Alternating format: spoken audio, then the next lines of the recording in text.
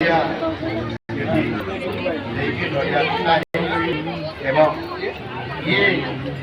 आपंकर क्षेत्र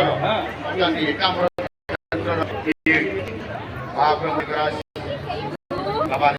क्षेत्र में किभली भाव में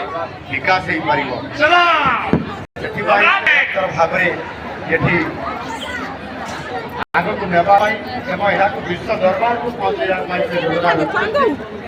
निश्चित भाव से निरंतर भाव आज नुह मुझे शुणी आज जहाँ शुणी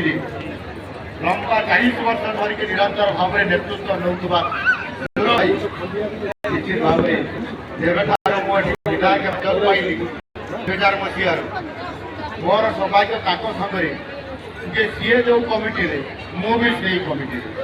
सीए जो तीर्थ जीवे मुझे सब बेले आम एकाठी काम कर प्रयास